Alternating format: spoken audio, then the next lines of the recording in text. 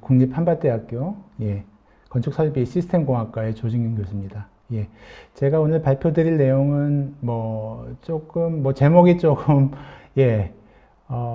거창하다고 생각하실 수 있지만 IT의 진화와 그다음에 데이터 센터 냉각 변화와 대응에 대해서 한 30분 정도 발표를 드리도록 하겠습니다. 발표 순서는 이렇게 제가 하나하나 이제 그때그때 말씀을 드리면서 진행을 하겠고요. 앞에서 다 소개를 해 주셔가지고 제가 간략하게 조금 더 설명드릴 거는 제가 이제 대한설비공학회에도 데이터 센터 기술위원회가 있습니다. 거기서 위원장을 맡고 있기 때문에 특히 이제 냉각 관련된 부분들은 또 이 위원회를 통해 가지고 많은 또 활동들이 이루어지고 있습니다. 사회자께서 아까 질문을 하면서 여러 가지 말씀을 해 주셔가지고 이 부분은 제 경력과 관련된 부분인데 좀 넘어가도록 하겠습니다. 그리고 계속적으로 20년 넘게 제가 설계, 그 다음에 시공, 그 다음에 연구, 형태는 틀리지만 데이터 센터를 계속적으로 지속해 왔고요. 그 결과로 최근 3년 기준으로 봤을 때는 이렇게 해외 높은 수준의 그 저널과 그 다음에 이제 책도 여러 개 썼는데 그 관련해 가지고 좀 참고하시면 좋을 것 같고요. 본격적으로 제가 발표할 내용에 대한 어떤 문제 제기를 먼저 드리겠습니다. 자, 우리 AI 인공지능에 대해서 여러분들 요새는 다 아시고 또 어떻게 보면은 업무에 꽤 많은 부분을 사용을 하실 거예요.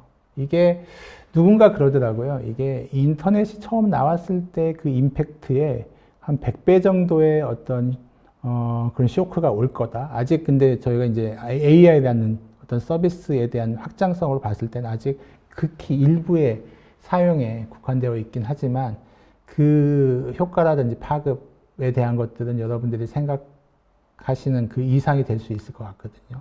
그래서 일단 AI라는 키워드나 어떤 그런 내용들 때문에 데이터 센터가 굉장히 많이 증가할 거라고 생각을 하시고 있고 그렇게 예측을 하고 있습니다. 물론 이제 현실도 그렇게 되고 있고요. 근데 제가 좀 말씀드리고 싶은 거는 AI에 의해서 신규 어떤 서비스에 의해서 데이터 센터가 늘어나는 거 당연합니다. 지금 여러분들이 보시고 계시기도 하고요. 근데 제가 조금 더 좀 주의 깊게 보는 거는 실제로 데이터 센터의 수요는 AI에서 급증하는 것보다 기존의 아날로그 산업들이 디지털화 되면서 모든 산업들이 데이터 센터가 필요하게 된 겁니다. 물론 AI처럼 굉장히 고집적도의 어떤 연산이 필요한 그런 어떤 서버들이나 IT 장비가 필요하지는 않겠지만 어쨌든 기존의 아날로그 산업들이 디지털화 쉬운 얘기로 말씀드릴게요. 택시라는 우리 교통 어떤 산업은 전통적인 아날로그 산업이긴 한데 요새는 대부분 앱을 통해 가지고 택시를 부르거나 예약을 하죠. 결국은 그것도 디지털화되는 어떤 하나의 과정이라고 보시면은 그런 것들이 실현 가능하게 하려고 하면은 데이터 센터가 필요한 거고 그게 이제 교통뿐만 아니라 유통 그 확장에 대한 것들 1차 산업인 농업까지 어떻게 보면 확장이 되고 있는 상황이기 때문에 그 어떤 니즈라든지 요구사항은 굉장히 더 커질 거라고 봅니다. 자, 여러분들 잘 아시고 계시는 이런 앱들, 서비스들 있죠. 제가 아까 사회자분께서 말씀하셨듯이 우리는 데이터 센터 없이 살 수 있을까요? 그렇지 않을 것 같아요. 없으면은 일상생활 내지는 업무가 거의 불가능할 거라고 보시면 점점 의존도가 더 높아질 거라고 보고 AI에 대한 기술들이 발달하면서 업무의 어떤 그 포션들도 그쪽으로 많은 부분들을 의지할 수밖에 없는 상황입니다. 자, 그런 것들이 가능하게 하는 것들이 데이터 센터고요. 물론 여기 청취하시는 분, 시청하시는 분들이 데이터 센터에 얼마나 전문성이 있는지에 대해서 타겟을 맞추기가 좀 쉽진 않지만 이게 좀 쉬운 얘기일 수도 있겠지만 데이터 센터라는 거는 사실은 어떤 어플리케이션에 대한 서비스를 위해서 데이터가 필요한 거죠. 물론 우리 데이터는 0과 1로 된 디지털화된 어떤 그런 데이터를 가지고 연산을 하는데, 이제 그런 연산을 하기 위해서는 프로세서가 필요하고, 그거에 대한 서버가 필요하고, IT 기기가 필요하고, 그 IT 기기가 잘 운영되게 하기 위해서 어떤 공간에 모아놓는 게 데이터 센터라고 보시면 될 것 같아요. 자, 그래서 데이터 센터에서 IT 서버를 잘 관리하고 잘 운영될 수 있도록 해야 되는 게 데이터 센터의 어떤 주 목적이 될 거고요. 거기에 가장 중요한 핵심 기술은 물론 이제 전력 공급이겠죠. 전력이 중단되지 않고. 그거만큼 더 중요한 게 냉각입니다. 그 뒤에 가서 데이터 센터 열 관리에 대해서 좀 말씀을 드리겠지만, 사실 그 굉장히 많은 이제 열이 발생할 거고, 그 이유에 대한 것들은 뒤에 가서 좀 말씀을 드릴 건데, 그것들이, 냉각되지 않으면은, 다운이 돼 버립니다. 어차피. 그렇기 때문에 그것들을 방지하기 위해서 냉각이 굉장히 중요한 요소가 되는 거죠. 자, 데이터 센터는, 굉장히 많이 진화해 왔어요. 예전에도 데이터 센터의 어떤, 이름을 갖지는 않았지만 어떤 프로세싱을 할 수 있는 휴먼, 사람의 지식이 아닌 기계적인 아니면 전자적인 어떤 그런 연산에 의해서 뭔가를 할 수 있었던 것들이 3차 산업이죠. 3차 산업을 통해 가지고 발생이 됐던 거고, 이제 어떤 지적 창출까지 간다고 보면은 이제 AI, 4차 산업에 이제 도래하게 된 거고요. 그, 발전 속도와 가속도는 저희가 가히 예상할 수 있는 예상 밖으로 지금 진행되고 있다고 보시면 될 것 같아요. 자, AI 데이터 센터 아까도 말씀드렸듯이 이게 지금 현재 어떤 이슈를 이끌고 있는 어떻게 보면 핵심 키워드일 수도 있지만 어쨌든 그 중심은 데이터 센터입니다. AI가 됐든 기존의 어떤 아날로그 서비스에 대한 디지털화가 됐든 데이터 센터는 지속적으로 유지될 것 같고, 이제 그 부분에서 우리는 어떤 것들을 봐야 되는지, 이번 강연의 주제가 이제 냉각이기 때문에 냉각 부분에 대해서 조금 더 집중적으로 보도록 하겠습니다. 자, 요거는 요새 조금 빗대서 얘기를 하는 건데요. 우리가 1800년대, 서부에서 미국의 서부에서 금이 발견됐을 때 모든 사람들이 서부 쪽으로 다 금을 캐기 위해서 갔어요. 그걸 골드러시라고 하는데, 지금 AI와 데이터 센터의 어떤 시장과 산업을 제2의 골드러시라고 명명하는 사람들이 있어요. 자, 그러면 이 지금의 현상들이나 데이터 센터 산업, 디지털 산업들이 제2의 골드러시라고 하면은, 사실은 요거는 어떤 산업적인 측면에서 봤을 때는 어떤 이제 돈의 흐름이 따르는 거겠죠. 자, 그때 돈을 제일 많이 벌었던 사람이 금을 캔 사람일까요? 그렇지 않습니다. 금을 캐기 위해서 삽을 판 사람이 돈을 제일 많이 벌었어요. 그래서 현재 제2의 골드러시에서 데이터 산업을 이끄는 여러 가지 어떤 산업에서 이 삽을 파는 사람이 누가 될 건지가 앞으로 사업적으로 굉장히 중요한 부분이 될 수 있겠죠. 자, 이거는 우리 칩을 만드는 IT 칩을 GPU나 CPU 같은 칩을 만드는 프로세서, 칩을 만드는 벤더인지, 아니면 이걸 가지고 서버를 만드는 어떤 회사인지, 아니면은 이 서버를 가지고선 데이터 센터를 운영하는 사업자인지, 아니면 이 데이터 센터를 이용해서 IT 서비스를 하는 사업인지, 이거는 아직 모르죠. 하지만 이 모든 것들이 다 삽을 파는 그 주인공이 될 수 있다는 것들의 가능성을 가지고 지금 산업이 발전한다고 보시면 될 것 같습니다. 자, 데이터 센터의 냉각이 굉장히 중요해요. 아까도 얘기했지만 냉각이 없으면 데이터 센터가 중단이 되게 됩니다. 그렇게 되면은 저희가 경험을 했었죠. 카카오 특정 제가 회사를 들어서 조금 죄송하지만 카카오톡에 대한 부분들이 그 장애가 생겼을 때 굉장히 힘들었었잖아요. 불편하고. 근데 그게 금융이라든지 국가의 어떤 보안적인 시스템이 그렇게 됐다고 하면은 상상하기 힘든 어떤 재난이나 재앙이 올 수 있겠죠. 그렇기 때문에 데이터 센터의 냉각은 화재가 나는 거와 맞먹는 임팩트를 가지고선 우리가 볼 수가 있어요. 냉각이 안 되면은 서버가 다운이 되기 때문에 화재가 나서 서버가 다운되는 거와 같은 효과이기 때문에 냉각이 엄청 중요한 부분이라고 생각하시면 될 것 같습니다. 자, 데이터 센터에 대해서, 냉각에 대해서 말씀드리기 전에는 이제 열 관리에 대해서 조금 말씀드릴게요. 자, 데이터 센터를 안정적으로 운영하기 위해서는 전력에 대한 공급이 가장 중요한 부분일 수도 있고, 근데 냉각도 굉장히 중요한 부분이죠. 자, 이 왜 냉각이 중요하냐? 그러니까 열은 하나의 에너지의 형태입니다. 여러분들, 우리가 가장 쉬운 예로 조명을 킬 때 전기가 들어가죠. 전기가 빛 에너지로 바뀌는 게 100% 바뀌지 않습니다. 효율이 있기 때문에 한 30%가 손실이 된다고 하면 그 30%는 어떻게 갈까요? 어디로 갈까요? 그 30%는 열로 바뀝니다. 예, 어쨌든 100이라는 전기적 에너지가 들어갔으면은 100이라는 어떤 에너지 형태로 바뀌어가지고 100이 나와야 돼요.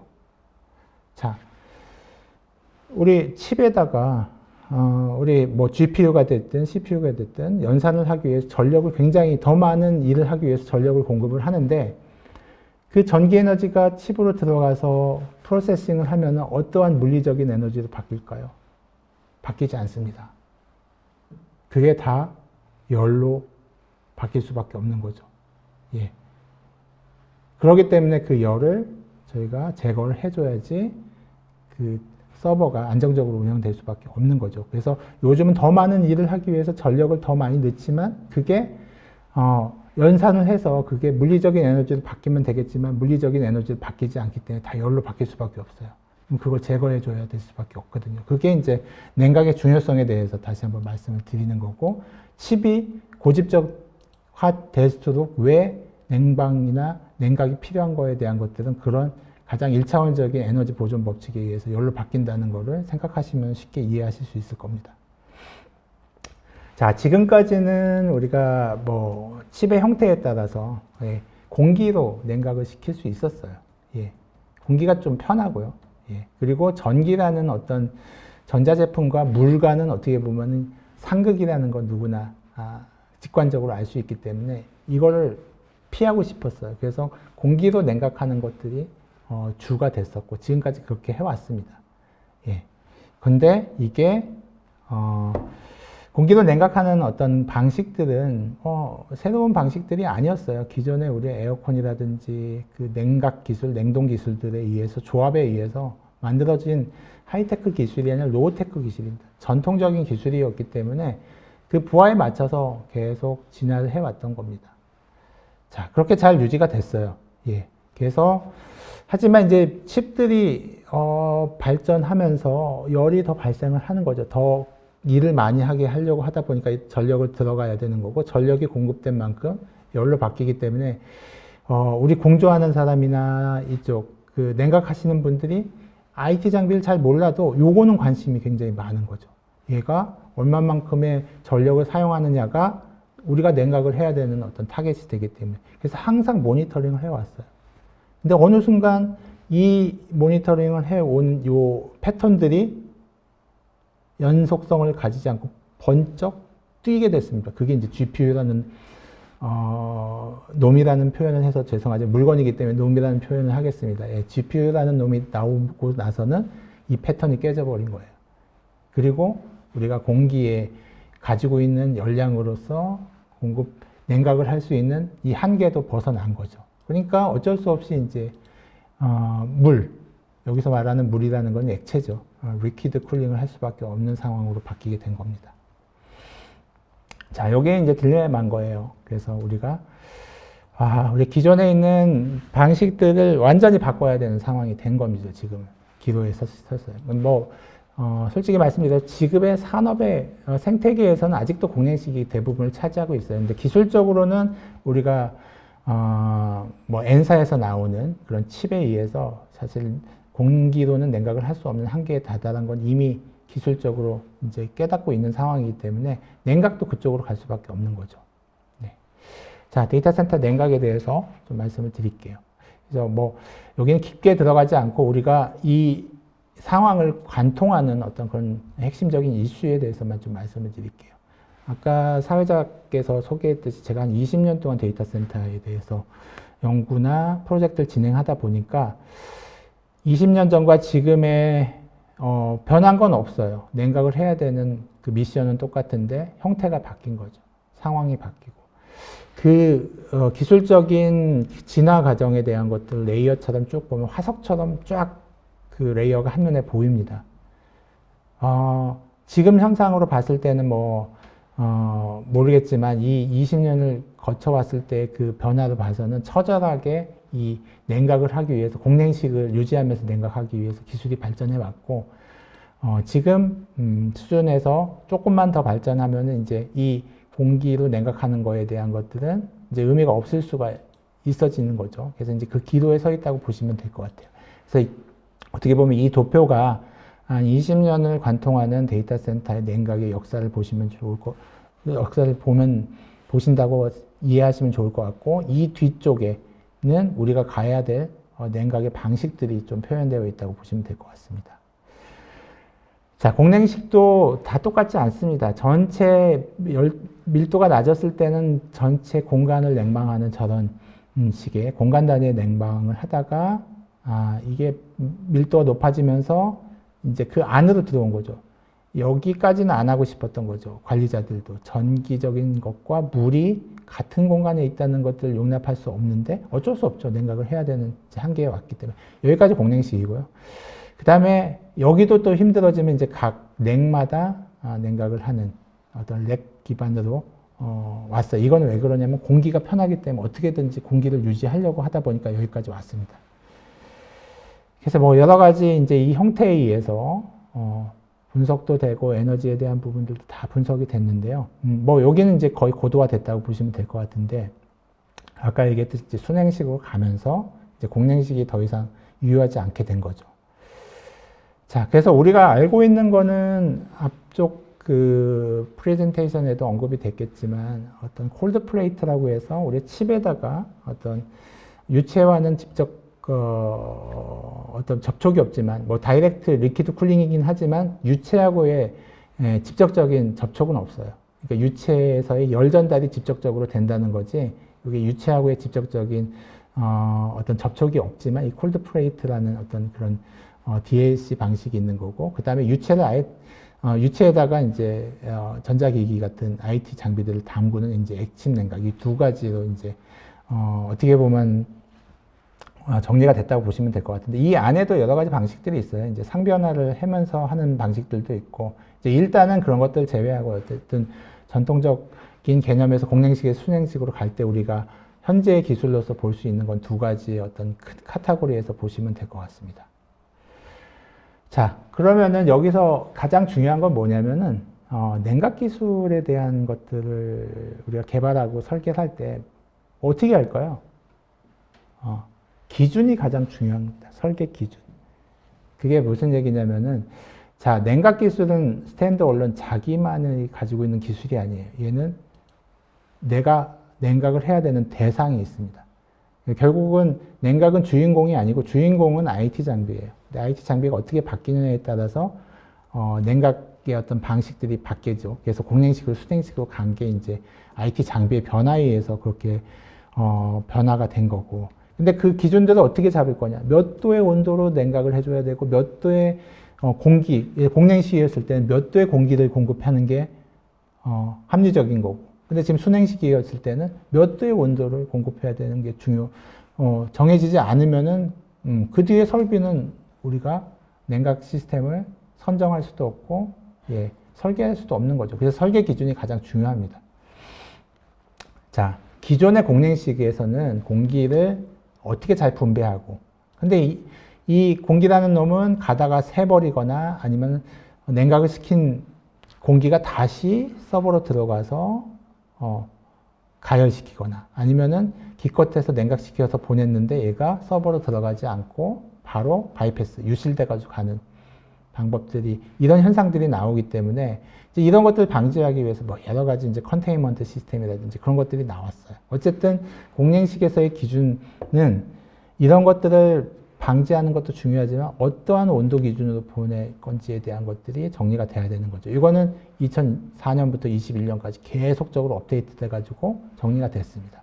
물론 이제 공냉식이 이제 쓰이지 않고 순행식으로 갈 경우에는 이건 이제 의미가 없는 거죠. 의미가 없다고 보시면 될 것 같아요. 예. 이것도 마찬가지. 우리가 너무나 익숙해 알고 있지만 의미가 없는 어떻게 보면은 기준일 수도 있어요. 대상이 바뀌었기 때문에. 자, 우리가 봐야 될 거는 이겁니다. 순행시켰을 때는 뭐 기존에 뭐 냉동기라든지 냉각탑 그런 것들이 있어요. 근데 이제 용어가 조금 바뀌었죠. 이제 용어를 재정의를 한 게 전통적인 칠러 플랜트에 있는 어떤 냉동기와 냉각탑에 있는 그 조합을 우리가 FWS, Facility Water System과 냉각수 계통의 CWS 이걸 나눈 이유는 나중에 얘기하겠지만 이 공급되는 온도에 따라서 냉수 계통이 완전히 빠질 수도 있어요. 그렇기 때문에 이걸 분리를 해가지고 용어를 정리를 한 거고 여기에 핵심은 TCS입니다. 예, 테크놀로지 쿨링 시스템인데 이게 이제 IT 쪽으로 얼마의 온도에 얼마의 조건에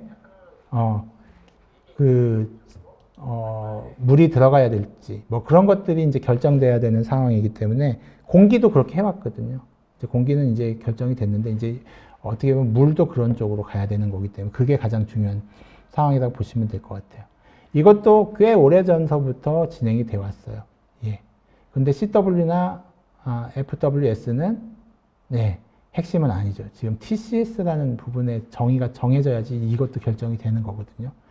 자, 계속 어떤 개념적인 거나 이 스트럭처들은 계속 디벨롭이 됐지만 TCS로 들어가는 온도는 아직까지 안 나왔어요. 그게 결정이 안 되면 그 후단에 있는 시스템들이 다 결정이 안 되거든요. 자, 2019년도까지도 결정이 안 됐고요. 21년에서도 계속 어떤 기술적인 디벨롭을 하지만 정작 그 온도까지는 아직 도달하지 못했고요. 예, 쭉 가면 24년도에 드디어 이제 순행식 쪽으로 공급되는 TCS 쪽에 어떤 수질 관리라든지 온도가 정의가 됐습니다. 이 온도에 의해서 실질적으로 냉동기가 필요할 거냐, 냉각탑을만 사용해도 될 건지에 대한 것들이 결정이 되기 시작했고, 여기 이제 온도 범위는 S등급이라고 해서 30도서부터 50도까지 들어가는 이제 온도 기준을 정의를 해 놓은 겁니다. 자, 여기까지도 아직 거의 완성이 됐지만 아직까지 하나의 퍼즐이 남아 있어요. 이제 그게 CDU라는 겁니다. CDU는 이제 기존에 있는 냉동 플랜트와 지금 테크놀로지 쪽으로 들어가는 쿨링에 대한 조건들을 연결해주는 중간 매개체 역할을 하는데, 이제 이 CDU는 이쪽으로 공급되는 온도가 결정이 되더라도 이 CDU의 어프로치 온도에 따라서 기존적인 칠러나 냉동기 쪽의 온도가 결정이 되기 때문에 이거 역시 굉장히 중요한 사항인데, 이건 2025년도에 기준들이 발표가 됐습니다. 물론 이제 모든 기준들은 처음에 나왔을 때는 아직 불안정한 상태로 나왔지만 이걸 통해 가지고 계속 디벨롭이 될 겁니다. 예, 그렇게 보시면 될 것 같아요. 그래서 TCS 구성에 대한 것들은 우리가 유체를 어떤 걸로 쓰느냐에 따라서 조금 차이가 날 수도 있을 거고요. 그래서 이런 것들이 지금 그 기준들이 나왔기 때문에 이제 연구가 시작이 될 수 있었던 거고요. 그래서 우리 뭐 제가 하고 있는 연구 분야긴 한데요. 이런 이제 냉각 유체가 이제 뭐 콜드 플레이트든지 이머전 쿨링이지 그쪽에 들어가는 이제 유체를 가지고선 몇 도의 온도까지 공급될 건지에 대한 것들을 파악을 하고 이런 것들이 결정이 되어야지 이제 시스템에 대한 조합에 대해서 결정이 되고, 우리가 알고 싶은 거는 실질적으로 데이터 센터 전체 에너지 효율이 얼마, 뭐 PUE죠. PUE라는 거에 대한 것도 알고 싶기 때문에. 근데 이런 컴포넌트가 결정이 되지 않으면은 건물 단위에 대한 PUE가 선정이 안 되기 때문에 지금까지 못했던 거예요. 그냥 예측만 했었죠. 근데 지금은 어느 정도 논리적으로 수치적인 기준을 가지고선 우리가 성립할 수 있기 때문에 그런 것들이 조금 진행이 되고 있다고 보시면 될 것 같고요. 그래서 이거는 제가 좀 진행하고 있는 프로젝트인데, 뭐 이렇게 이게 이제 절대값은 아닙니다. 계속 바뀔 수 있는 거기 때문에 하나의 사례로 제가 말씀드리겠습니다. 그래서 TCS 유체에 대한 것들을 가지고서 유체의 많은 종류 중에서 이제 비열과 밀도가 틀리기 때문에 유량도 틀려지고, 그러면 이제 TCS에 구성되는 이제 시스템에 이제 펌프를 포함해가지고 그런 것들이 변경이 되기 때문에 이제 그걸 가지고선 조합을 통해가지고 그럼 데이터 센터를 그 PUE가 얼마나 좋아질 거냐, 공냉식에 비해서. 그래서 온도를 낮게 하게 되면 기존에 있는 칠러라든지 냉동기가 다 필요한 거고요.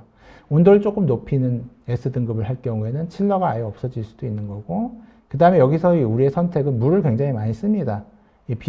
냉각탑에서는 이제 비산되는 것도 있고 증발되는 양도 있기 때문에 여기에 보급수가 엄청 많아지기 때문에 데이터 센터가 물도 많이 쓰는 거기 때문에 이 물을 줄이는 방법들이 지금 또 고민이 되고 있는데 그럼 드라이 쿨러로 해보자. 물을 안 쓰는. 그래서 이런 방식의 조합에 의해 가지고 선정을 했을 때 우리가 어느 정도의 에너지를 가질 수 있을까에 대한 것들을 한번 쭉 그 케이스 스터디 정도도 해봤습니다. 그래서 여기의 핵심은 요 각각에 대한 것들이 어떻게 구성되는 게 중요한 게 아니라 이 우리가 공냉식에서 순냉식으로 갔었을 때 우리가 갈 수 있는 게 우리 전통적인 공냉식에서는 1.6 정도의 PUE를 보고 있어요. 이 얘기는 전체 IT 장비에 1이라는 게 에너지가 들어가면은 한 0.6 정도가 냉각이나 다른 데에 쓰이는 건데 이제 순행식으로 가면은 1.0번 되니까 거의 10% 이하로 쓸 수 있다는 얘기거든요. 획기적으로 우리가 에너지를 개선할 수 있는 거죠. 이건 왜 그러냐면 냉동기에 프렌트가 빠져버릴 수 있는 어떤 조합이 가능하기 때문입니다. 자, 마지막 토의 드리겠습니다. 일단은 키워드는 AI 데이터 센터를 보고 있지만 어쨌든 데이터 센터의 수요 증가, 그 다음에 순행식에 대한 부분들이 언급이 되는 거고요. 자, 기술로 봤을 때는 저희가 딱 이 경로에 있어요. 경계에 있어요. 자, 여기서 잘못 선택하면은 1등 기업이 나락이 되는 것들을 우리가 많이 봤죠. TV든 핸드폰이든 자동차는 진행되고 있지만 이 관계성에서 우리 IT 장비가 순행식과 공냉식의 어떤 메인 장비로 갔을 때 우리가 준비해야 되는 거는 우리가 냉각 시스템이 어떻게 바뀌는지는 전과 후는 완전히 틀려집니다. 제가 설명했듯이. 그래서 그걸 어떻게 기업들이 대응해야 되는지가 어떻게 보면 지금 가장 골머리가 아픈 상황일 수도 있어요. 기술을 하는, 연구를 하는 저는 굉장히 새로운 기술이기 때문에 너무 재밌게, 흥미롭게 연구를 하지만 사실 사업적으로 하시는 분들은 지금은 굉장히 힘든 시점이라고 봅니다.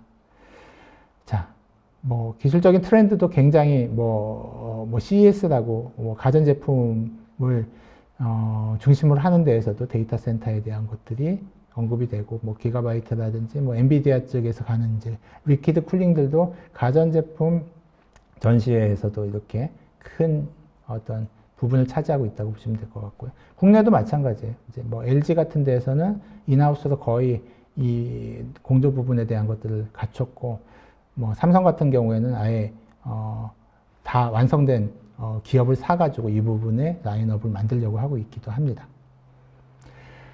자, 조금 발표가 늘어졌는데요. 어쨌든 제가 할 수 있는, 그리고 말씀드리고 싶은 내용에 대한 것들이 오늘 이렇게 발표를 드린 것 같습니다. 예.